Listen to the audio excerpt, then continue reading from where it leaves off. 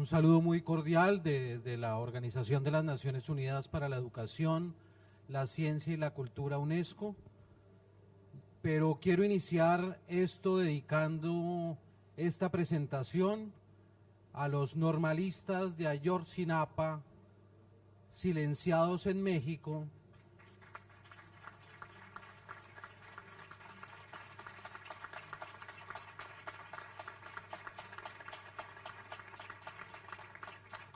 acabo de venir de México, de nuestro foro regional, donde en nuestro libro blanco hemos rezado y sentenciado que la educación y la responsabilidad social no es un bien de mercado.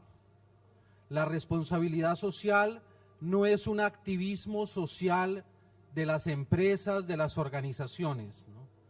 La responsabilidad social no es cosmética. La responsabilidad social, por sobre todo, es territorial. Se es responsable en un territorio. No es posible ser responsable en teoría, ¿no? Y la responsabilidad social tiene rostro, como diría Levinas. Y el rostro del otro es el rostro de la persona. Una responsabilidad social territorial que no reconoce el rostro es vacía. Y reconocer el rostro del otro es reconocerlo no como sujeto, no como individuo, sino como persona. El ser único e irrepetible, cuya primera y gran característica es su dignidad personal. Por el solo hecho de existir, la persona es ya digna, ¿no? En ese marco, vengo del Instituto Internacional de la UNESCO para la Educación Superior en América Latina y el Caribe. Sigamos, voy a empezar a decir sigamos porque no tengo aquí está, gracias. Son 7 institutos de la UNESCO, un instituto de estadística, uno para la educación, uno para el agua, uno para la paz, uno para las capacidades en África, otro para TICS, y el único instituto categoría 1 dedicado a la educación superior para América Latina y el Caribe es al que yo pertenezco y del que sale el ORSALC. El ORSALC parte de un principio que es el principio de las dos conferencias, la regional de París y la regional de Cartagena y la mundial de París, es decir, nuestra eterna pelea con la Organización Mundial de Comercio, porque la UNESCO ratifica que la educación es un bien público social, no un servicio académico comercial. Cuando un estudiante me decía, pero es que yo pago, yo soy cliente en una universidad privada, le dije, mire, si alguien podría ser cliente no sería usted, sería su conocimiento. Cuando su conocimiento sea cliente tal vez podemos hablar, ¿no? Desde esa orilla es que yo presento el observatorio. La educación no es un servicio académico comercial, sino un bien público social. Ahí vemos las dos conferencias. Partimos del principio de observatorio de que quien mira es observado y seguimos esa sentencia latina de magis videm oculum qual oculus, ven mejor más ojos que uno solo, ¿no? Seguimos este principio de Paulo Freire. Nuestro observatorio no conoce ideología. Estamos, si me lo permiten, con Dios y con el diablo. Digan ustedes quién es Dios y quién es el diablo, pero nosotros estamos con todos. Seguimos este principio de Paulo Freire del pensamiento, criticar la arrogancia, el autoritarismo de intelectuales de izquierda o de derecha, en el fondo igualmente reaccionarios, que se consideran propietarios los primeros del saber revolucionario y los segundos del saber conservador, criticar el comportamiento de universitarios que pretenden concientizar sin concientizarse también con ellos. Lo inauguramos en el Palacio de San Carlos, está aprobado por los 35 países de América Latina y el Caribe, en la sede de la Cancillería de Colombia, la sede del Observatorio y pues para mí es un gran honor tener acá quien ha avalado la presencia del observatorio en Paraguay y con la alianza que hemos hecho con Itaipú. Muchas gracias, señora ministra.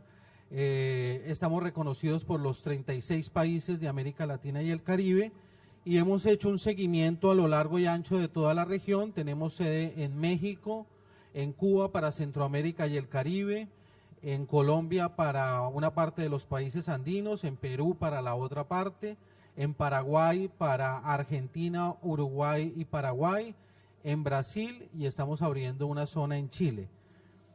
Este es el observatorio. Cuando uno habla de responsabilidad social, yo creo que tenemos que entrar en el marco de los derechos humanos, pero también en el marco de los deberes humanos. O sea, tenemos derechos, pero por tener derechos también estamos llamados de la misma manera en que tenemos derechos a deberes. Si tenemos que darle un marco conceptual a los deberes, entonces, a la responsabilidad social, la tendríamos que llamar el marco de los deberes humanos concomitante o en relación directa con los derechos. Sin embargo, cuando hablamos de responsabilidad social, sigo una frase de un filósofo colombiano, Nicolás Gómez Dávila, que decía que los tejidos sociales se canceran cuando los deberes de unos se transforman en los derechos de los otros. Yo creo que eso tendríamos que seguir y muchas veces, y en el último video que les voy a presentar con la Cancillería de Colombia, precisamente pasa eso. Tenemos en nuestra región países divididos por la inequidad y eso pues tiene una serie de implicaciones. En los liminares quisiera pues los objetivos del milenio, la cifra de matriculación mundial que pasó de 13 millones en 1960 a 188 millones en el 2010.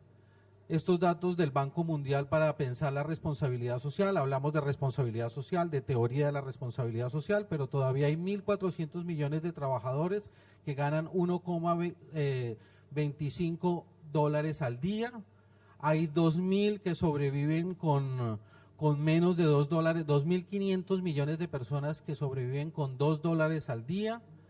En la región, los países desarrollados, el desempleo mundial se registra, 98 millones de jóvenes al día de hoy se encuentran sin empleo.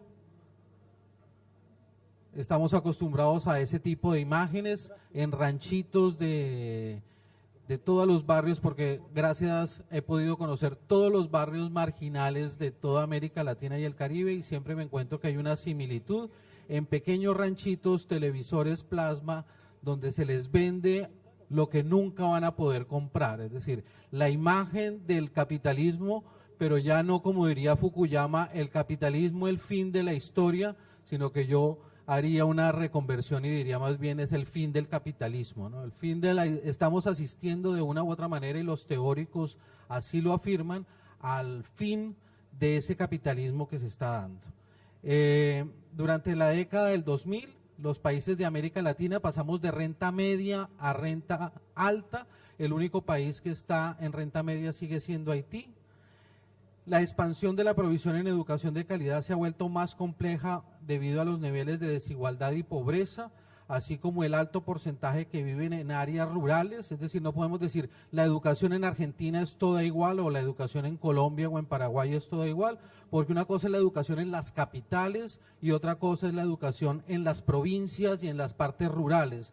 Entonces tenemos que pensar la responsabilidad social universitaria bajo esos tópicos y bajo esas dimensiones, ¿no? El gasto público en educación aumentó del 4.5 al 5.2, pero además algo que sorprende y que es para analizar, el gasto privado en educación es proporcionalmente mayor que el de los países OCDE, ¿no? Es decir, en nuestros países se ha invertido más en educación privada que en los países OCDE, ¿no? Es realmente inquietante porque entonces, si los OCDE son los que llevan la vanguardia, ¿por qué los países que no pertenecemos a la OCDE hacen más gasto público, más gasto privado en educación? América Latina ha alcanzado sostenidamente en cobertura, pero el problema hoy en día de la educación y de la educación toda, porque a veces tendemos a disociar la educación básica, la media y la superior. La educación, a concepto de la UNESCO, es una educación toda, de la cuna hasta la tumba, no pueden haber fracturas, ¿no? Pero en educación superior, en aras de la cobertura, se ha perdido la calidad. Entonces, hoy en día tenemos es que volver a la calidad de la educación, ¿no? América Latina es la región con mayor desbalance en la distribución del ingreso. Somos todavía países inequitativos y además América Latina sufre un cambio demográfico, es decir, van a haber cada vez menos niños que tengan acceso a la educación. Nacen más niños en Asia, Pacífico y en África que en América Latina y el Caribe. Y ese cambio demográfico nos va a llevar a un cambio también en la demanda en educación toda, en educación básica, media y superior, ¿no? Los logros, como los decían, en educación es asimétrico, el criterio de progreso educativo está centrado más ahora en la calidad que en la cobertura, pero la responsabilidad social tiene que estar dirigida directamente a las políticas docentes, porque son ellos los que llevan y jalonan, digamos, la educación. Si no hay una política docente clara, pues digamos, la responsabilidad social en el fondo quedaría un poco vacía.